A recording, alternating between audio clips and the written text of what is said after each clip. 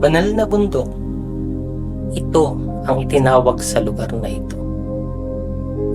May itinatayong simbahan, mga groto, maliliit na chapels, atestasyon ng krus, mga naglalaking ribulto ng mga anghel, at mga santo.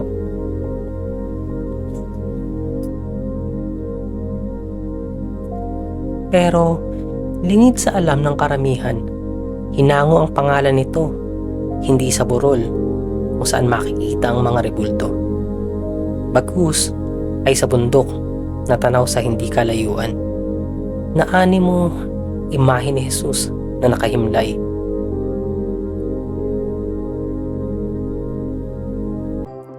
Nagbike ako kanina at sa typical na ruta ng Biak na Bato lang talaga ang sadya ko. Pero bumaba yung isa sa mga senior bikers na kasamahan ko ding nagbibisikleta at nabanggit na pupunta sila sa banal na bundok. Kaya naisipan ko na sumama para masilip na din kung ano ba ang mga nabago sa banal na bundok.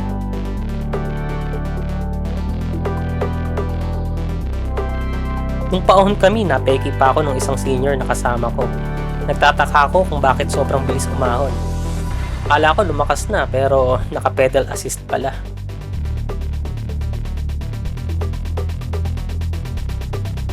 Pagdating namin sa bundok ay inabutan na namin ang iba pang bikers na nagpapahinga at may kanya-kanyang kuha ng pictures.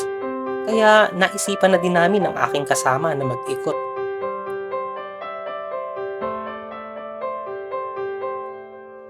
Ang banal na bundok ay sakop ng Barangay Biak na Bato sa San Miguel, Bulacan.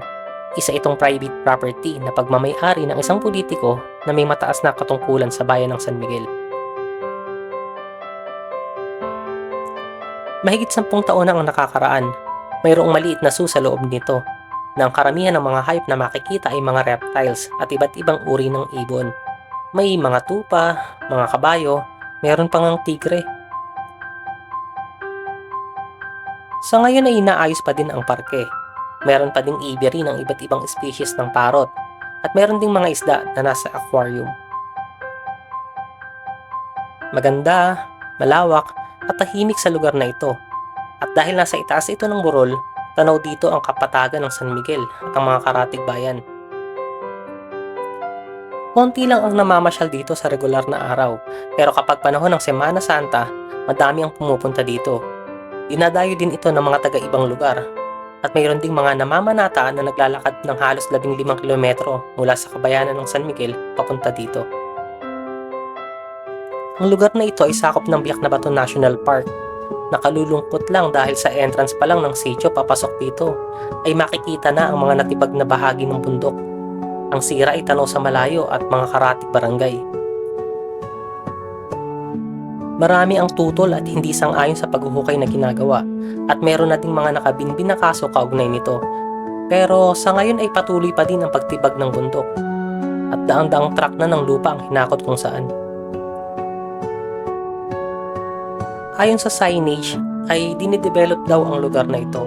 Pero kung mayroon mang mga bagay na hindi naaayon sa batas at salungat sa karapatan ng mga mamamayan at kalikasan, nawa ay manaig ang tama. Isang lugar na itinuturing na banal, imahe ng mga banal. Pero ano nga ba ang definisyon ng pagiging banal?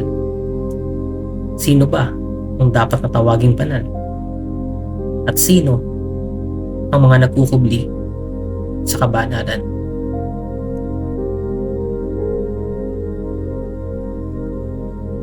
Hindi man tayo maging banal at kilalanin ng maraming tao, lumagay pa din tayo sa tama at sikaping maging mabuti.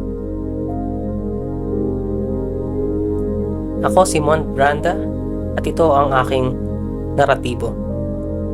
Maraming salamat.